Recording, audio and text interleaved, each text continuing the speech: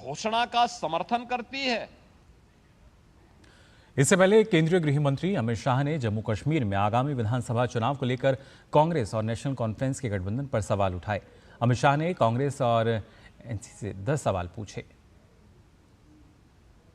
अमित शाह के इन 10 सवालों की अगर बात की जाए तो उन्होंने कहा, क्या कांग्रेस नेशनल कॉन्फ्रेंस के जम्मू कश्मीर में फिर से अलग झंडे के वादे का समर्थन करती है?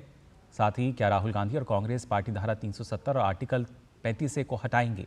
क्या कांग्रेस कश्मीर के युवाओं के बदले पाकिस्तान के साथ अलगाववाद को बढ़ावा देगी? लगातार 10 सवाल किए हैं अमित शाह ने और कहा, क्या कांग्रेस पार्टी और राहुल गांधी आतंकवाद और उसके इकोसिस्टम का पोषण करने का समर्थन करते हैं? क्या कांग्रेस आतंकवाद और पत्थरबाजी की घटनाओं में शामिल लोगों को लाने का समर्थन करती है? क्या कांग्रेस दलितों, गुर्जर, बकरवाल और पहाड़ियों के आरक्षण को समाप्त कर देगी? क्या कांग्रेस चाहती है कि शंकराचार्य पर्वत, तख्ते सुलेमान और हरि पर्वत कोहे मारन के नाम से जाने जाएं? क्या कांग्रेस जम्मू कश्मीर की अर्थव्यवस्था को एक बार फिर से भ्रष्टाचार की आग में झोंकना चाहती है? साथ ही क्या कांग्रेस पार्टी जेकेएनसी के जम्मू और घाटी के बीच भेदभाव की राजनीति का समर्थन करती है? और क्या कांग्रेस और राहुल गांधी कश्मीर को ऑटोनॉमी देने की जेकेएनसी की विभाजनकारी नीतियों का समर्थन करते हैं? और खासतौर से इस पर हमारे साथ हमारे संवाददाता लखनऊ से विकास सिंह फिलहाल जुड़े हैं। विकास, जिस तरीके से बात की जाए, क्योंकि कहीं ना कहीं कांग्रेस ने जो ये फैसला लिया है आगामी चुनाव को देखते हुए, या कहीं अगर देखा जाए तो पूरी तरीके से वोट की राजनीति से प्रेरित ये फैसला नजर आता है। इसको लेकर लगातार बीजेपी हमलावर है और खासतौर से योगी आदित्यनाथ ने भी इस पर कई सवाल अब खड़े किए हैं।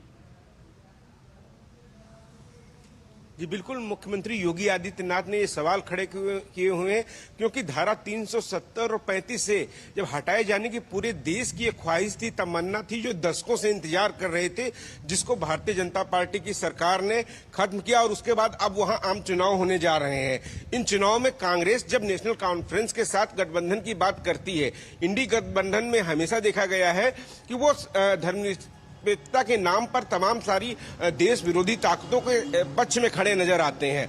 जब कभी बात होती है हिंदुओं की, जब कभी बात होती है एकता की, तब वो नहीं करते हैं। जातियों के नाम पर टुकड़े टुकड़े कर अपने स्वार्थ को सत्ता में पहुंचने के लिए कई सारी नीतियों को दरकिनार कर जो देश हित में होती हैं वो सारे समझौते कर लेते हैं जो देश हित में नहीं होते हैं। वो ऐसा ही कुछ करने जा रही है। नेशनल कॉन्फ्रेंस के साथ जब गठबंधन किए हैं तो ये सवाल जरूर बनता है कि आप स्पष्ट कीजिए कि आप उन लोगों के साथ हैं जो 370 को फिर से लाना चाहते हैं, जम्मू कश्मीर में धारा 35 को फिर से लागू करना चाहते हैं। चूंकि एक देशवासियों की ख्वाहिश थी, अखंड भारत की जो संकल्पना थी, उसकी तरफ जब देश आगे बढ़ रहा है, जम्मू कश्मीर में 370 और 35A हटाने के बाद एक बार फिर से वहां के नागरिक अपनी सरकार चुनने जा रहे हैं, तो आप उन लोगों के साथ हैं जो आतंकवादियों को छोड़ने की बात करते हैं सरकार बन जाने के बाद।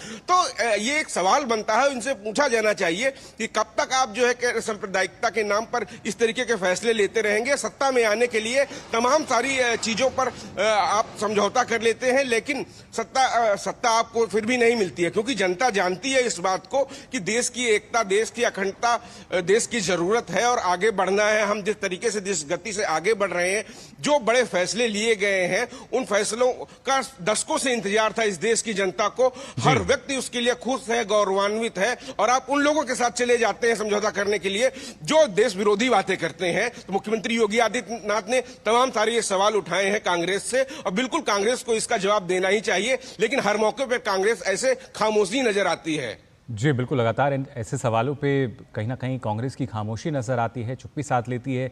लेकिन अगर देखा जाए विकास, क्योंकि फिलहाल की जो स्थिति है घाटी की, कहीं ना कहीं अभी एक तरीके से जो फिजा है पूरी तरीके से अमन और चैन नजर आता है।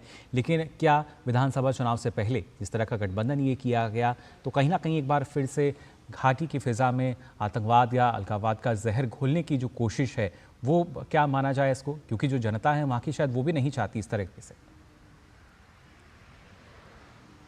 देखिए, सत्ता में आने के लिए कांग्रेस कुछ भी समझौता कर लेती है, हमने देखा पिछले चुनाव में। ये वही है जो है कह रहे भेड़ को मारने के लिए भेड़िया, भेड़िया को मारने के लिए शेर। इस तरीके की इनकी आदत है हमेशा करने की। ये हमेशा उस दल से समझौता कर लेते हैं जिससे इनकी कभी भी विचारधारा मेल नहीं खाती है, सिर्फ इसलिए कि इनका मेन उद्देश्य होता है सत्ता पे काबिज होना।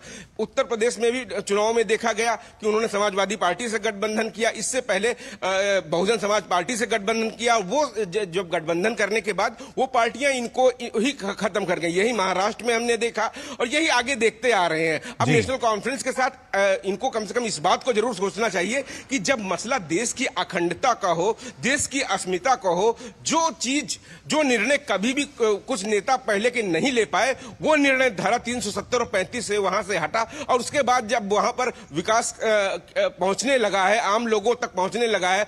अब इससे पहले हम जब सुनते थे कि जम्मू कश्मीर में ढेर सारे वहां पर नियम कायदे जो लगाए जाते हैं, वहां के जो सत्ता में बैठे लोग हैं सिर्फ पैसे कमाने के लिए, किस तरीके से वहां अखंड भ्रष्टाचार में डूबी हुई सरकारें हुआ करती थी जम्मू कश्मीर में। तो उन सब चीजों से परे अब एक नई सरकार चुनने का वहां समय आया है। अब धारा 370 और 35 से हटने के बाद अब वहां पर जो सेंट्रल की योजनाएं हैं आम लोगों तक पहुंच रही हैं, आम लोग उसका लाभ उठा रहे हैं। हमने देखा भी कि लोकसभा चुनाव में भी वहां के लोगों ने बढ़ चढ़कर भागीदारी की वोट देने के लिए निकले। और उम्मीद यही करनी चाहिए कि अब अपने विकास के लिए वो वहां पर सरकार चुनेंगे। लेकिन कांग्रेस को सत्ता हासिल करनी है, वो किसी भी शर्त पर उसे सत्ता चाहिए, ना कि देश की अस्मिता चाहिए। जो लोग कुछ भी कह रहे हैं, आतंकवादियों को छोड़ने की बात कह रहे हैं, 370 फिर से लागू करने की बात कर रहे हैं, इनको उससे मतलब नहीं। पूरे देशवासियों के 140 करोड़ लोगों के मन में क्या भाव है देश के प्रति, उसका सम्मान नहीं करते ये लोग।